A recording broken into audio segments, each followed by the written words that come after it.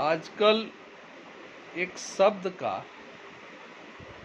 बहुत ज़्यादा इस्तेमाल हो रहा है पूरे भारत में, और ख़ासकर बिहार से इसका ताल्लुक फ़िलहाल के दिन में ज़्यादा है।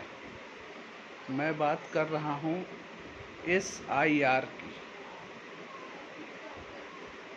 SIR क्या है, चलिए आज इसको जानते हैं। SIR का फुल फॉर्म होता है स्पेशल इंटेंसिव रिवीजन, मतलब विशेष गहन पुनरीक्षण।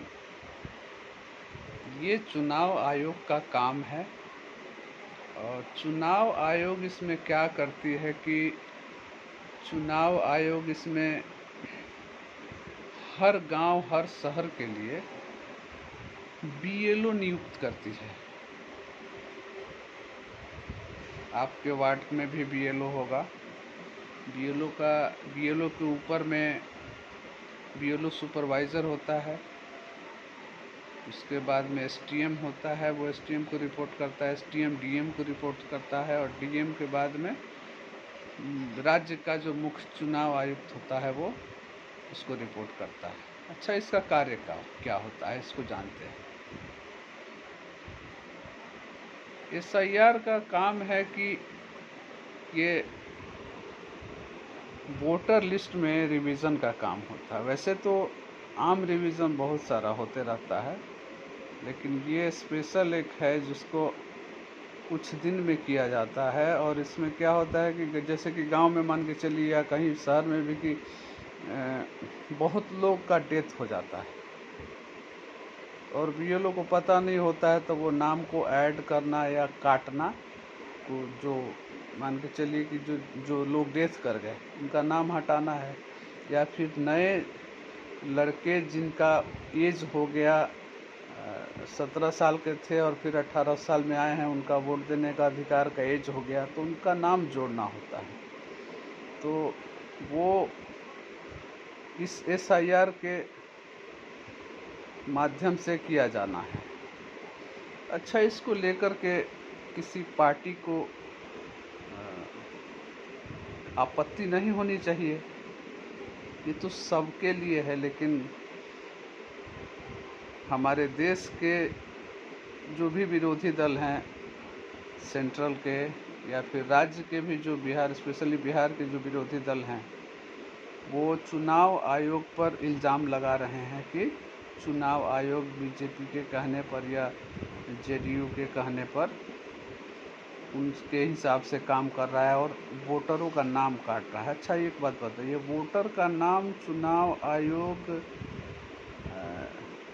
को कैसे पता है कि ये BJP का वोटर है और ये RJD का वोटर है, ये कांग्रेस का वोटर है? चुनाव आयोग किसी के दिमाग में घुसा हुआ है,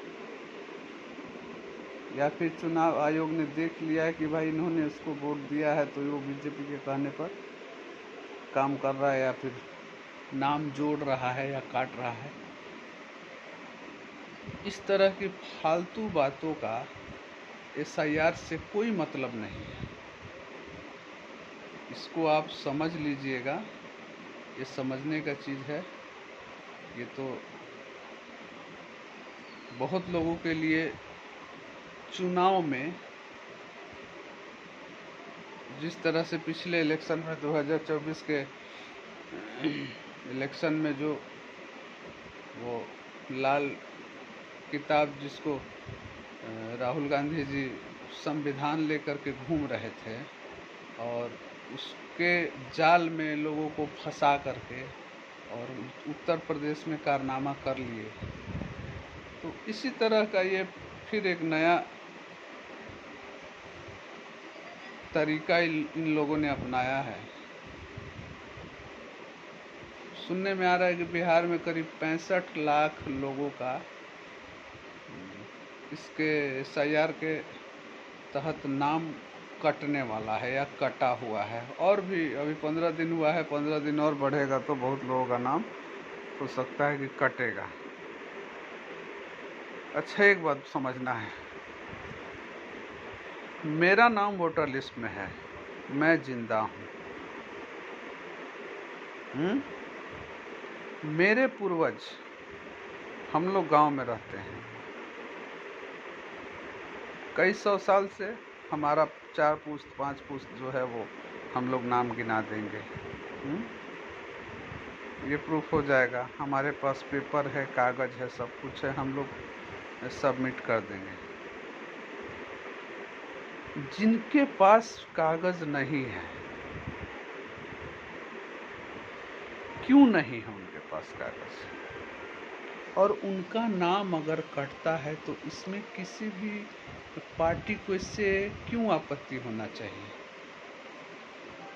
भारत के संविधान में ये लिखा हुआ है कि भारत के किसी भी इलेक्शन में सिर्फ भारतीयों को ही वोट देने का अधिकार होना चाहिए, अदरवाइज किसी को नहीं।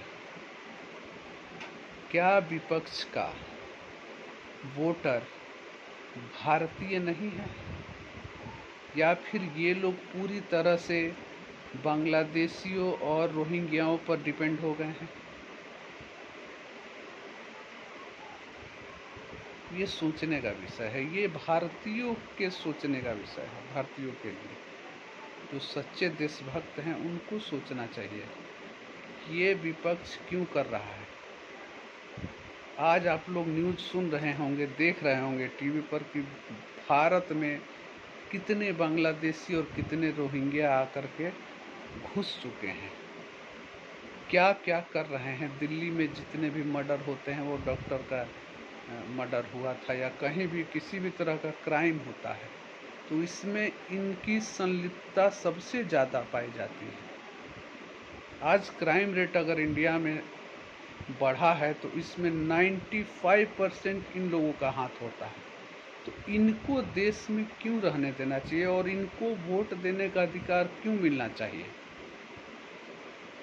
बात अगर अच्छी लगे तो कमेंट में बताइएगा, और चैनल को भी सब्सक्राइब कर लीजिएगा। वीडियो अच्छी लगे तो लाइक कीजिएगा और अपने दोस्तों में शेयर कीजिएगा। फिर मिलेंगे दूसरे दिन दूसरी किसी अच्छी टॉपिक के साथ में। तब तक के लिए गुड नाइट।